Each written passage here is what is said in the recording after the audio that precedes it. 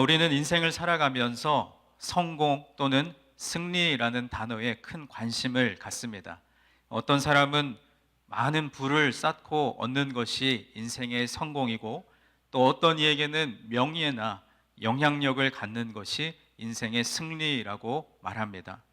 세상은 우리에게 끊임없이 말합니다. 더 많이 가져야 성공이다. 더 높이 올라가야 가치 있는 인생이다. 남들보다 앞서가야 인정을 받는다. 그래서 그 성공과 승리를 쟁취하기 위해서 많은 이들이 경쟁 속에서 지치기도 하고, 또 자존감을 잃고 넘어지기도 합니다. 여러분들은 지금 어떤 싸움을 하고 계십니까?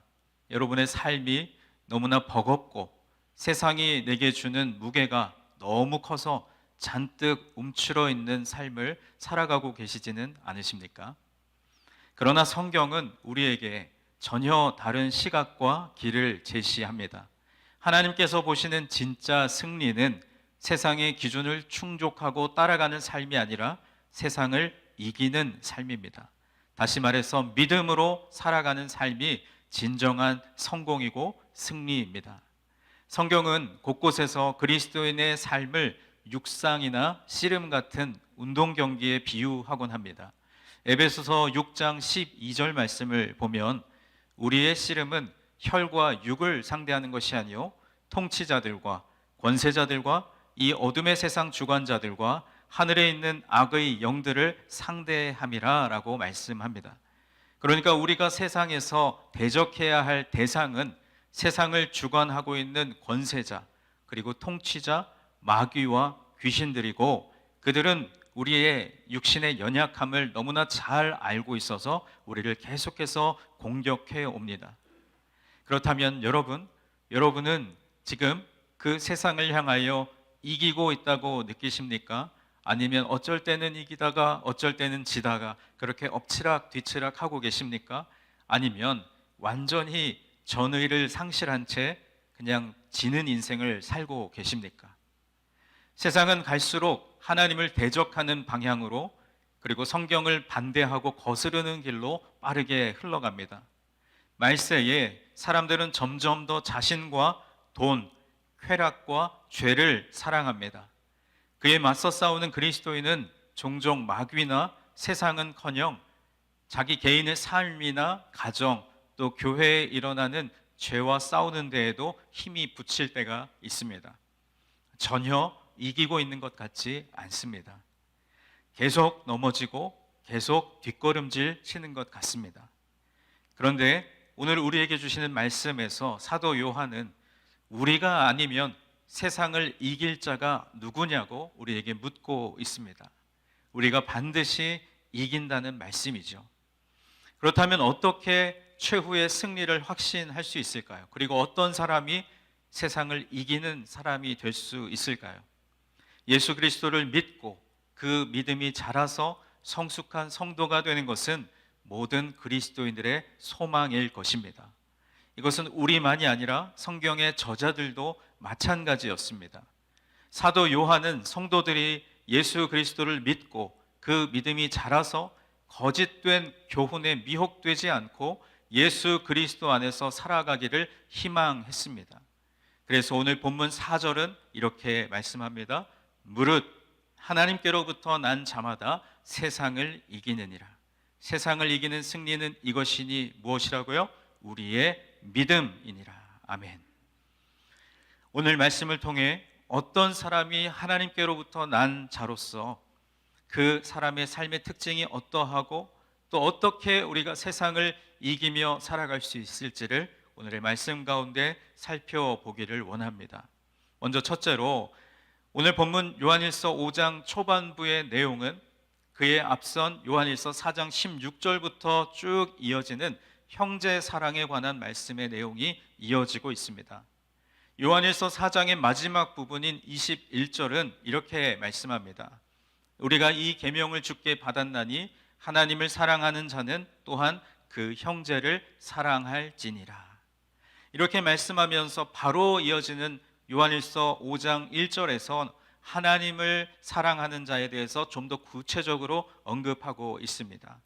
예수께서 그리스도이심을 믿는 자마다 하나님께로부터 난 자니 또한 낳으신 이를 사랑하는 자마다 그에게서 난 자를 사랑하느니라. 아멘. 사도 요한은 아주 단순하지만 그러나 너무나 명확하게 예수께서 그리스도이심을 믿는 사람이 바로 하나님께로부터 난 자라고 정의하고 있습니다. 그런데 여러분, 여기서 중요한 단어가 있는데 바로 믿는 자라고 하는 표현입니다. 이 믿음은 단지 예수님이 어떤 분이고 예수님이 어떤 일을 하셨는지를 아는 정도의 지식적인 동의를 말하는 것이 아닙니다. 이것은 내 전 존재를 걸고 예수님을 신뢰하고 따르는 인격적이고 헌신적인 믿음을 의미하는 것이죠. 이 믿음이 어떻게 우리에게 주어지고 시작되겠습니까? 당연히 하나님의 은혜로 이 믿음이 우리 안에 시작되는 줄 믿습니다. 또 하나님께로부터 난 자라고 하는 것의 성경적 의미를 세 가지 정도로 정의해 볼 수가 있는데요. 먼저 첫째는 중생을 의미합니다. 이 중생은 죄로 인해 영적으로 죽었던 사람이 성령의 능력으로 영적인 죽음으로부터 새 생명을 갖게 되는 것을 의미합니다. 디도서 3장 5절은 그래서 이렇게 말씀합니다. 우리를 구원하시되 우리가 행한 바 의로운 행위로 말미암지 아니하고 오직 그의 긍휼하심을 따라 중생의 씻음과 성령의 새롭게 하심으로 하셨나니라고 말씀하지요. 두 번째로 하나님께로부터 난 자라는 의미는 거듭남을 의미합니다. 거듭난다는 것은 하나님으로부터 떠나 죄 가운데 있던 사람이 예수 그리스도를 통해서 하나님의 은혜를 맛보고 영적으로 새 사람이 되는 것을 의미합니다. 요한복음 3장 3절 말씀에 예수께서 대답하여 이르시되 진실로 진실로 내게 이르노니 사람이 거듭나지 아니하면 하나님의 나라를 볼 수 없느니라 라고 말씀했습니다.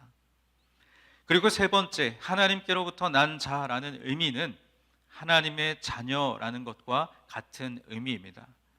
예수님을 믿는 순간 우리는 하나님의 자녀가 되었습니다. 그래서 예수님께서는 요한복음 1장 12절과 13절 말씀에서 하나님께로부터 난 자를 가리켜 하나님의 자녀라고 말씀하셨습니다. 우리 말씀을 다 같이 한번 읽어보겠습니다. 시작. 영접하는 자 곧 그 이름을 믿는 자들에게는 하나님의 자녀가 되는 권세를 주셨으니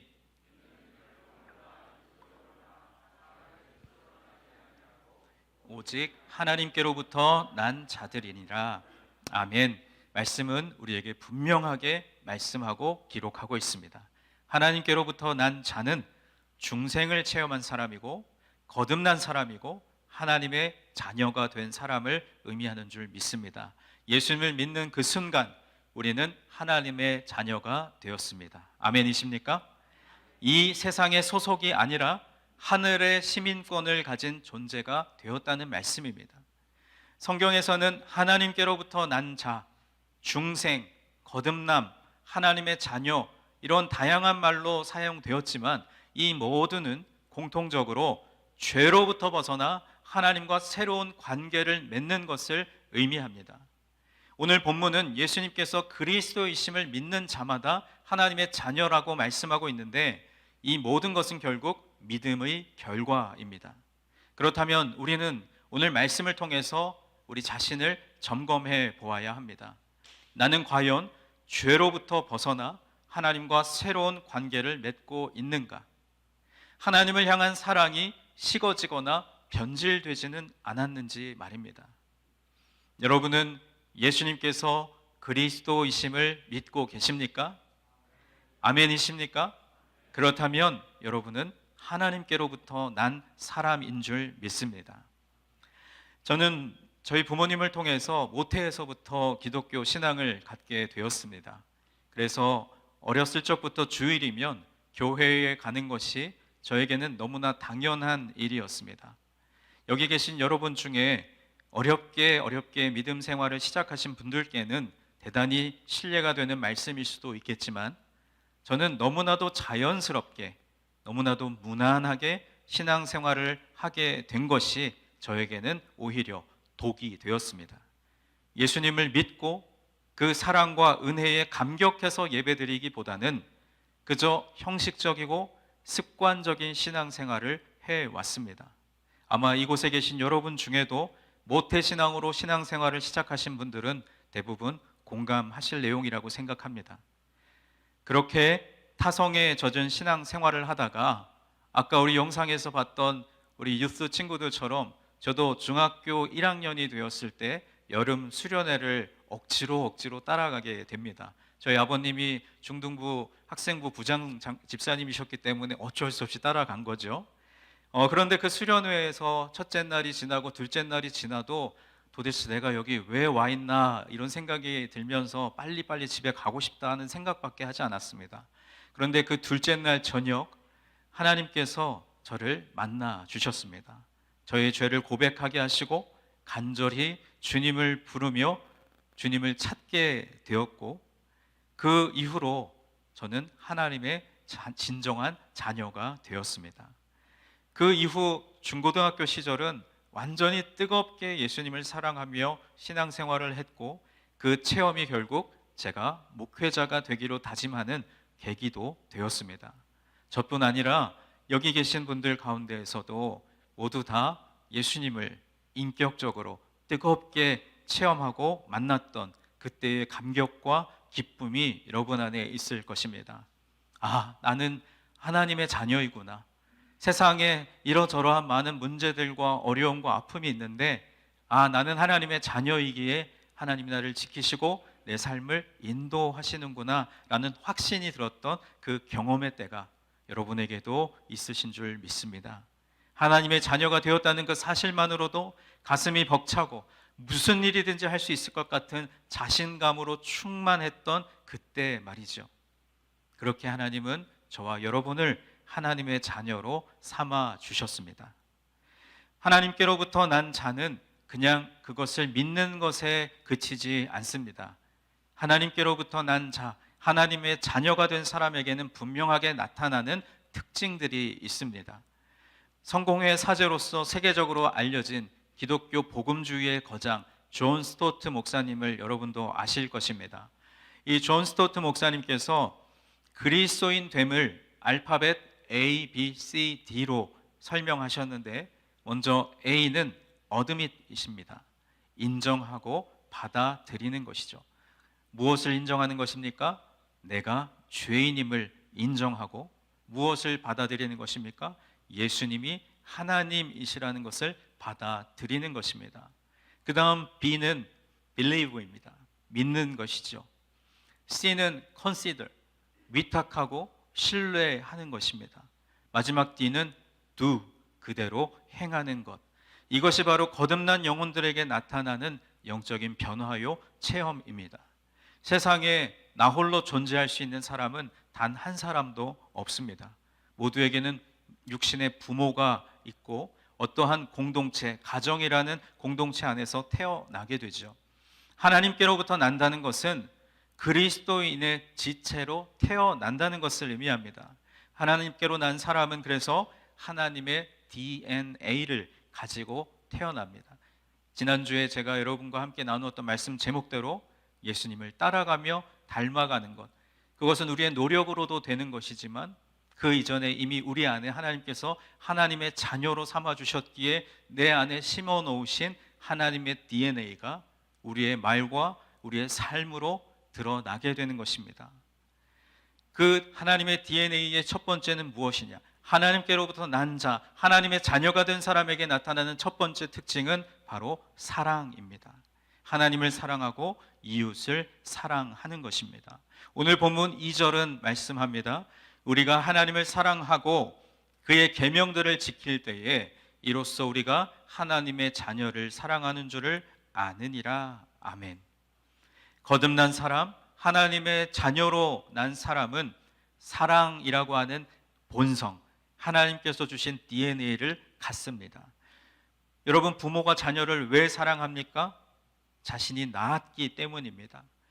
마찬가지로 하나님에게서 난 사람은 하나님을 닮고 하나님을 향하게 되어 있습니다. 하나님께 이끌리고 하나님을 사랑하고 하나님의 사랑을 경험하는 것이죠. 그래서 요한일서 4장 7절과 8절은 이렇게 말씀합니다. 사랑하는 자들아, 우리가 서로 사랑하자. 사랑은 하나님께 속한 것이니 사랑하는 자마다 하나님으로부터 나서 하나님을 알고, 사랑하지 아니하는 자는 하나님을 알지 못하나니 이는 하나님은 어떠하시다고요? 사랑이심이라. 아멘. 여러분, 하나님을 사랑한다는 것은요, 나의 의지나 노력으로 가능한 것이 아니라 예수님을 그리스도로 믿을 때 비로소 가능하게 되는 줄 믿습니다. 우리는 나의 죄를 위해서 십자가에 달려 돌아가신 예수 그리스도를 통해서 비로소 하나님은 사랑이시라는 것을 알게 되고 하나님을 사랑하게 됩니다. 그래서 오늘 본문 2절 말씀은 우리가 하나님을 사랑하고 그의 계명들을 지킬 때 이로써 우리가 하나님의 자녀를 사랑하는 줄을 안다고 말씀합니다. 여기서 계명이 의미하는 것이 무엇입니까? 율법일까요? 아니면 또 다른 것을 가리킬까요? 여기에서 계명이라는 것은 하나님께서 저와 여러분을 사랑하신 것처럼 우리도 서로 사랑하라는 것입니다. 즉 이웃 사랑이 주님의 계명인 것이죠. 요한복음 15장 12절 말씀에서도 내 계명은 곧 내가 너희를 사랑한 것 같이 너희도 서로 사랑하라 하는 이것이니라 라고 말씀합니다. 그러면 한번 여러분 스스로에게 질문해 보셨으면 좋겠습니다. 하나님이 나를 사랑하신 것 같이 나는 지금 내 좌우 앞뒤에 앉아있는 교우들을, 또 여러분의 가족과 이웃을 사랑하고 있는지, 사랑하는 것 같은지. 그런데 여러분, 요한일서 4장 20절은 또 이렇게 말씀합니다.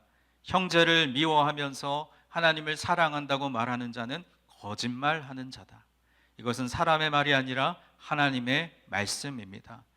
내 주위에 있는 형제를 미워하고 시기하고 질투하고 비방하면서 여기에 앉아서 거룩하게 주님, 저는 주님을 사랑합니다 라고 여러분이 아무리 고백한들 여러분은 그저 거짓말하는 자입니다. 여러분이 하나님을 사랑한다면, 여러분이 하나님의 자녀라면 본성적으로 우리 안에 심어놓으신 하나님의 DNA, 먼저는 하나님을 사랑하고 내 이웃을 내 몸과 같이 사랑하는 것, 그것이 우리가 하나님의 자녀로서 나타나는 특징인 줄 믿습니다. 여러분, 사랑은요 말이 아니라 삶으로 나타내는 것입니다. 여기 앉아있는 우리 모두는 서로 다른 배경, 서로 다른 성격, 그리고 서로 다른 생각과 가치관을 가진 사람들입니다. 그러나 이 모든 사람들이 하나님의 사랑 안에서 하나 될 수 있다는 것, 어쩌면 기적과도 같은 일이겠죠. 그것을 가장 확실하게, 가장 극명하게 나타낸 사건이 바로 십자가입니다. 성경 66권을 축약하고 축약시키면 남게 되는 것은 결국 십자가입니다. 그리고 그 십자가가 담고 있는 두 가지 핵심은 위로는 하나님을 사랑하고 옆으로는 이웃을 사랑하는 것, 그것이 바로 주님께서 우리에게 보여주신 진정한 사랑인 줄 믿습니다. 오늘 우리가 함께 읽은 본문 말씀은 바로 그 두 가지 사랑, 그러나 결국은 한 가지의 사랑을 이야기하고 있습니다. 십자가 사랑입니다. 두 번째로 하나님께로부터 난 사람에게 나타나는 하나님의 DNA의 두 번째는 순종입니다. 주님의 계명을 지키고 순종하게 됩니다. 이제 사랑에서 순종으로 넘어가는데 이것은 매우 논리적인 순서입니다. 오늘 본문 3절 말씀 우리 다 같이 한번 봉독해 보겠습니다. 하나님을 사랑하는 것은 이것이니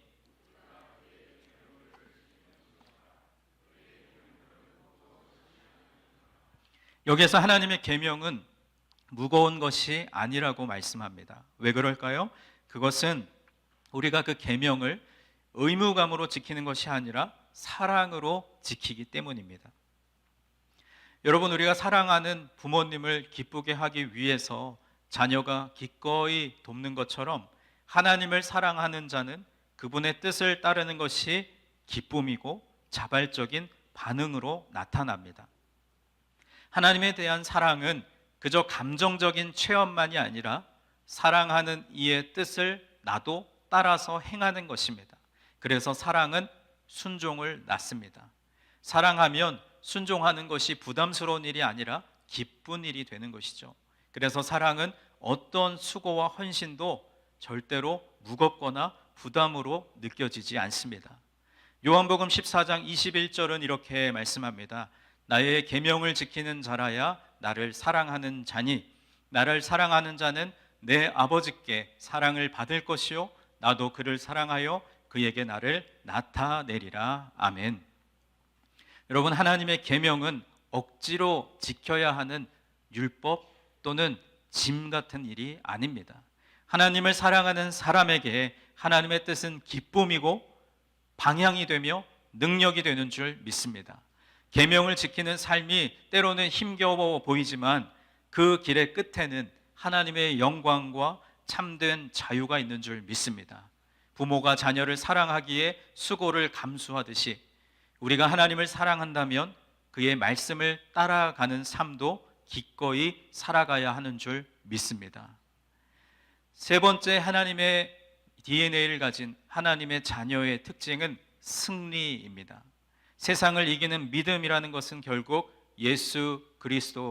예수께서 그리스도이심을 믿는 믿음입니다.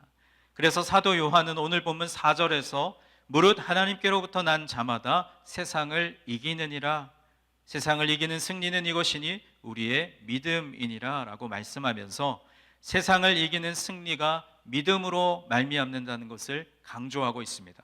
여기서 세상이라고 하는 단어는 단순히 우리가 살아가고 있는 물리적인 현실 세계만을 의미하지 않습니다. 성경에서 세상이라고 표현하는 것은 하나님 없이 살아가려는 인간 중심의 가치 체계, 즉 죄와 욕망의 구조를 의미합니다. 그런 세상을 이기는 유일한 길은 무엇입니까? 바로 믿음입니다. 여러분, 믿음은 무엇입니까? 믿음이란 예수님이 누구이신지에 대한 확신이고 그분이 이루신 구원을 내 삶에 적용하는 것이며 지금도 나와 함께 하시는 하나님의 인도하심을 전적으로 신뢰하는 것입니다.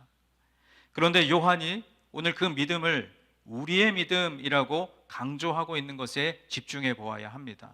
여기에서의 믿음이란 그저 개개인이 편하게 주관적인 판단을 가지고 믿는 것이 아니라 사도들이 믿는 바, 사도들의 신앙 고백 위에 세워진 믿음을 의미하는 것이기 때문이죠. 그래서 요한은 예수께서 그리스도이심을 믿는 믿음에 대해서 소개하고 있는데 이 말에는 우리의 믿음의 대상이 누구이며 그 믿음의 특징은 무엇인지를 잘 보여주고 있습니다. 여러분, 우리의 믿음의 대상은 누구이십니까? 다시 한번 여쭙겠습니다. 여러분, 우리의 믿음의 대상은 누구입니까? 오직 예수님입니다. 그 예수님을 우리의 메시아요 구원자로 믿는 것이죠. 그러므로 예수님 외에 다른 사람을 믿는다거나 예수 그리스도를 우리의 구원자로 믿지 않는 것은 이단이요 잘못된 믿음인 것입니다. 제가 한국에서 사역할 때 1:1 제자 양육을 했던 남자 청년이 있습니다. 그 친구가 이제 대학을 졸업한 뒤에 회사에 취직해서 열심히 직장 생활을 하고 있었는데 그 다닌 지 얼마 안 된 회사에서 자기의 신앙 때문에 불이익을 당하고 조롱을 당한 일이 있어서 저에게 연락이 온 적이 있습니다. 어느 날 직장 상사분이 일부러 그 청년을 술자리에 불러내서 강제로 술을 권했다는 것입니다. 그런데 그 청년은 요즘 MZ세대답게 정중히 거절하면서 이렇게 말했다고 합니다. 저는 예수님을 따르는 사람입니다. 저에게는 그분의 뜻이 가장 중요합니다.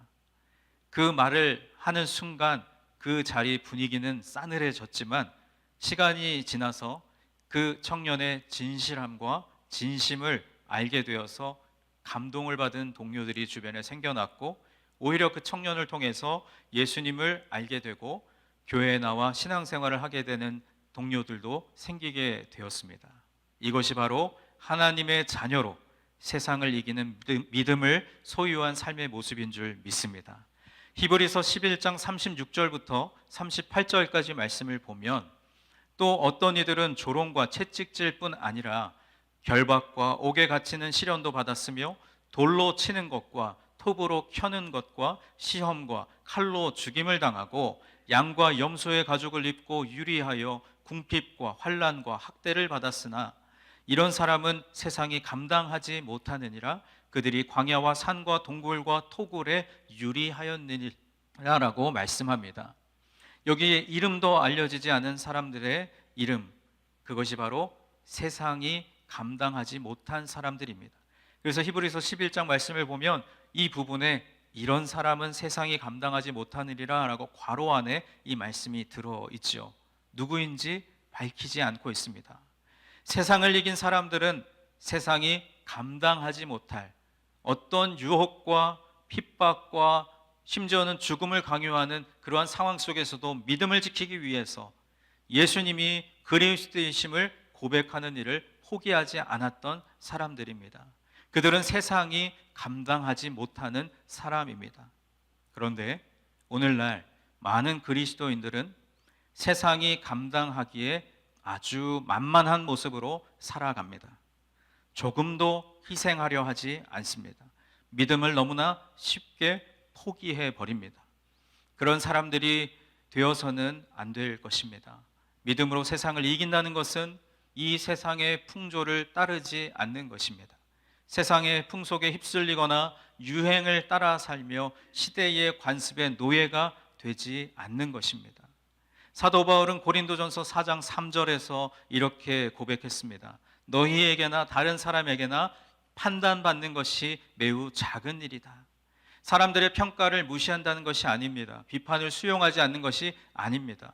가장 중요한 것은 하나님과 내 신앙 양심 앞에서 거리낌 없이 행한다는 것입니다. 이 세상의 풍조에 휩쓸리지 않겠다고 결단하는 것이 바로 세상을 이긴 믿음의 사람입니다. 우리 모두는 예수님이 하나님의 아들이심을 믿고 거듭난 새 생명인 줄 믿습니다. 세상을 이기는 믿음으로 살아갈 수 있는 약속이 저와 여러분에게 주어졌습니다. 그 믿음은 점점 자라가야 합니다. 믿음이 자란다는 것은 내 안에 그리스도가 점점 온전하게 거하시는 것을 말합니다. 예수님께서 구세주로서 뿐만이 아니라 주님으로서 내 안에 온전히 살아 계실 때, 그때에 비로소 우리는 세상을 이기는 믿음을 소유하게 되는 줄 믿습니다. 하나님을 사랑하는 믿음으로 세상을 이길 수 있기를 바랍니다. 하나님께 순종하는 믿음으로 세상을 이기는 믿음을 날마다 체험하는 우리 모두가 되기를 간절히 소망합니다. 이제 말씀을 맺겠습니다. 주님께서 사랑하시는 여러분, 세상을 이기는 것이야말로 모든 성도들, 모든 그리스도인들이 소망하는 일일 것입니다.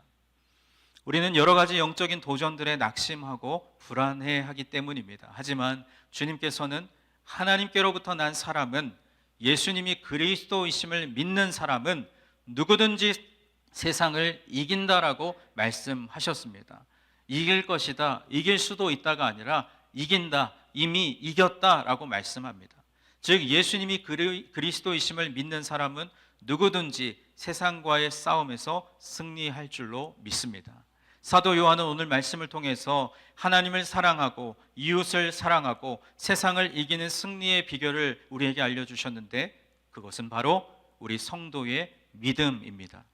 그 믿음은 자기 마음대로 만든 믿음이 아니라 예수님께서 그리스도이심을 믿는 믿음입니다. 이 믿음을 통해 우리는 구원을 받은 것입니다. 사도행전 4장 12절 말씀에 다른 이로서는 구원을 받을 수 없나니 천하 사람 중에 구원을 받을 만한 다른 이름을 우리에게 주신 일이 없음이라 하였더라 라고 말씀합니다. 그리고 이따가 우리가 말씀에 결단하며 부를 찬송가 357장 주 믿는 사람 일어나 라는 찬양의 2절 그리고 후렴 부분의 가사를 보면 이렇게 고백하죠. 온 인류막이 괴휼로 큰 죄에 빠지니 진리로 띠를 띠고서 늘 기도 드리세. 참 믿고 의지하면서 겁 없이 나갈 때 주 예수 믿는 힘으로 온 세상을 어떻게 한다고요? 이기네. 믿음이 이기네. 믿음이 이기네. 주 예수를 믿음이 온 세상을 이기는 줄 믿습니다. 아멘. 주 예수님을 믿는 믿음이 이 죄악된 세상과 마귀와 싸워서 이길 수 있습니다. 비록 마귀가 우리로 하여금 계속해서 형제 자매를 미워하게 만들고자 유혹하지만 그 유혹을 이기는 승리는 바로 우리의 믿음입니다.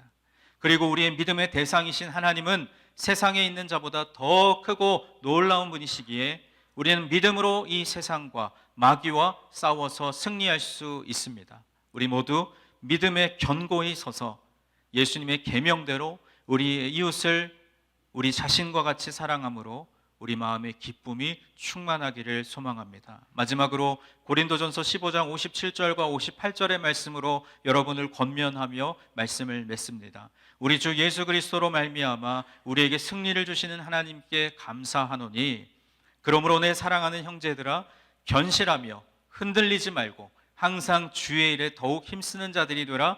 이는 너희 수고가 주 안에서 헛되지 않은 줄 알미라. 아멘. 오늘도 예수 그리스도로 말미암아 우리에게 승리를 주시는 하나님께 감사하면서 주의 일에 더욱 힘쓰는 믿음의 사람들이 되시기를 주님의 이름으로 간절히 축원합니다.